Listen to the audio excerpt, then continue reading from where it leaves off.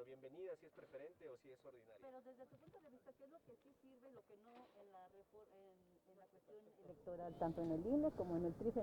Porque no les gusta a ustedes los de Morena, porque ya se cansaron de tanto dispendio, o qué es lo que realmente hay que cambiar. Estamos en una realidad social donde se exige que todos los órganos del Estado mexicano, tengan sensibilidad con el gasto. A ver, primer tema, por ejemplo, los consejeros del INE nunca se han querido bajar el sueldo. Han estado amparo tras amparo para violar lo que dice la Constitución, que nadie puede ganar más que el presidente. Ese es un ejemplo. Necesitamos que estén acordes los órganos del Estado a la realidad social. El país tiene muchas necesidades, no podemos tener opulencia en unos órganos. Eso por una parte. El gasto es excesivo. Incluso de los partidos políticos, necesitamos reducir el financiamiento de los partidos políticos. Y en esa tesitura hay otras instituciones, otros procesos que yo creo que tenemos que cuidar o valorar. A ver, por ejemplo, la urna electrónica.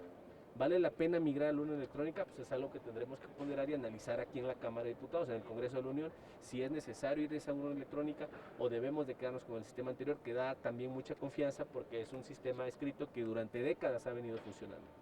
¿Vas o no por la presidencia de la mesa? Bueno, eso es la propuesta de Morena para presidir la mesa sin duda alguna. Junto con los otros partidos decidiremos en estos días cómo quedará integrada la totalidad de la mesa directiva. ¿Pero te ves presidiendo?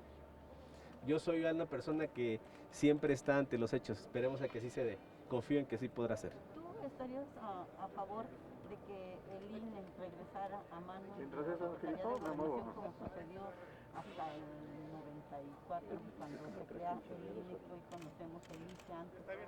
Yo creo que esa no es la ruta, yo creo que es fortalecer y rediseñar un órgano, llámese como se llame, que garantice la legalidad y la democracia en los procesos electorales. Pero que siga siendo ciudadano.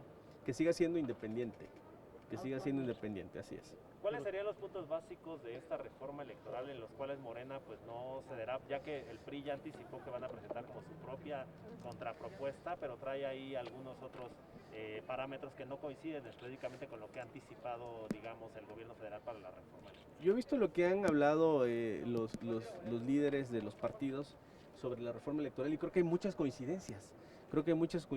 En cuál pudiera ser la ruta de una reforma electoral. Habrá unas cosas que sí tendremos que definir, pero lo que yo les diría es que un tema prioritario para nosotros, fundamental para nosotros, es el tema de el ahorro, de la austeridad en el órgano electoral. Tenemos de las democracias más caras del mundo y eso debe de cambiar. ¿Va a participar el INE en estas negociaciones? ¿Tendrá que hacerlo? Seguramente, como se ha venido haciendo en la legislatura que concluye, habrá parlamentos abiertos donde vendrán no solo el INE, sino especialistas, ciudadanos, candidatos, excandidatos, partidos políticos, el tribunal, tribunales locales, autoridades locales. Será un parlamento abierto seguramente muy amplio. Pero sí les van a hacer caso, porque ya hemos visto que hacen como 20,000 foros y nunca los toman en cuenta, nomás dice sí participamos, pero... Te doy un ejemplo, el caso de la reforma de la Guardia Nacional, se hicieron foros muy amplios y la reforma que se aprobó es completamente diferente a la iniciativa original. O sea, sí hay forma de que a través de esos foros se puedan obtener experiencias importantes para mejorar o enriquecer las iniciativas que están en la Cámara. Pero no será la visión de una sola persona. No, sin duda alguna, tiene que ser plural, algo donde se incluya la visión de todos, tampoco no solo del INE. Diputado, el INE ya vota este viernes unos lineamientos sobre revocación de mandato. ¿Se está invadiendo facultades? ¿Se está adelantando? Nosotros consideramos que sí, yo creo que debe el INE esperar para que esta nueva legislatura de inmediato y como la acción prioritaria y urgente apruebe la ley reglamentaria en materia de revocación del mandato, el artículo 35. Y en el proyecto de presupuesto, ¿ustedes ya contemplarían la reducción tanto a salarios como al presupuesto que está solicitando el ICE? Lo hemos venido contemplando, pero los consejeros del INE se amparan.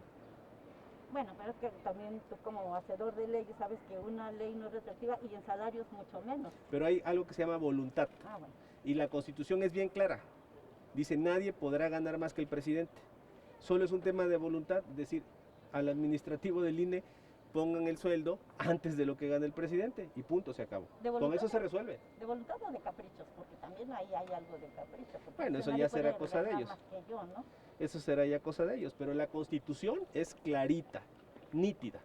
Diputado, ¿y con qué ánimo llegan? Porque no tienen la mayoría ya calificada para poder aprobar una reforma. Lo he dicho en muchas ocasiones que el ánimo debe ser de apostarle al diálogo, de apostarle al entendimiento, de construir consensos, de platicar. Yo veo muchas coincidencias en muchos temas, yo creo que tenemos que ir por esa ruta. A veces hay estridencia en el ambiente, hay que concentrarnos en lo verdaderamente importante. Y sobre todo empezar a hablar de los temas de las reformas cuando tengamos los documentos. Muchas veces nos anticipamos a algo que todavía no existe, reformas que no se han planteado, sino solamente están en el borrador. Esperemos a que estén los documentos para poder ya emitir opiniones concretas. ¿Cuál es el límite para que aprueben esa reforma? Porque la Constitución marca un plazo antes de que se pueda aplicar en cualquier proceso electoral. ¿Qué reforma? La reforma de la ¿Revocación del mandato? revocación de mandato. No, ojo, ese dato es importante. La revocación de mandato no es un proceso electoral, es un ejercicio de participación ciudadana directa, un ejercicio democrático, que nada tiene que ver con los procesos comiciales donde se eligen autoridades. Entonces lleva otra lógica y está reglamentado en el artículo 35.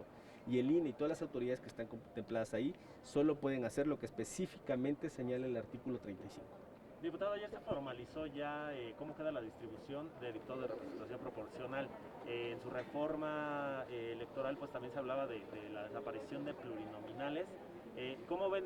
¿Quedaron pues digamos convencidos de cómo quedó esta distribución? ¿Y cuál es su postura respecto a que pues, pudiera haber esta desaparición en una reforma precisamente a este? Es un debate que ha venido desde hace 25 años o más, el tema de desaparición o no de diputados. Yo creo que tenemos que dar un análisis aquí serio y profundo de las consecuencias de ese tema, orientándonos sobre todo también a que si hacemos un comparativo de los legislativos de diversos países en el mundo, pudiera ser que nuestro Congreso estuviera un poco excedido. Yo creo que tenemos que ir a un ajuste a la baja y pudiera ser la reducción o la desaparición de los plurinominales. Es un tema que está en el aire y que analizaremos pronto. ¿Y cómo quedaron con la distribución que les dieron ayer? O sea, ¿fue justa? ¿Era lo que esperaban? ¿Quedaron cortos?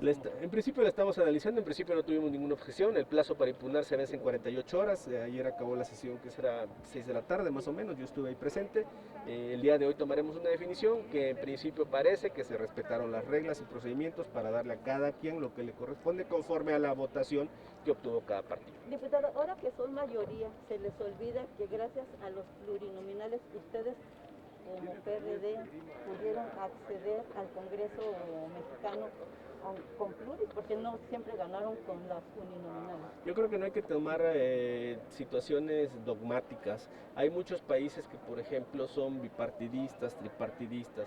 El tema de la pluralidad o no depende del pueblo.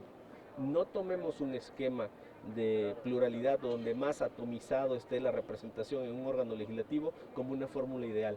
Pueden haber otras tantas fórmulas que impliquen la representatividad en la Cámara de Diputados de la gente, que finalmente ese es el propósito de los diputados. Los diputados estamos aquí para representar a la gente. ¿En qué medida lo representamos? Ese es un tema que la gente misma decide. Muchas gracias. Gracias. Hasta luego. Hasta luego. Qué amable, gracias. Gracias. Hasta luego, felicidades. Bonito día.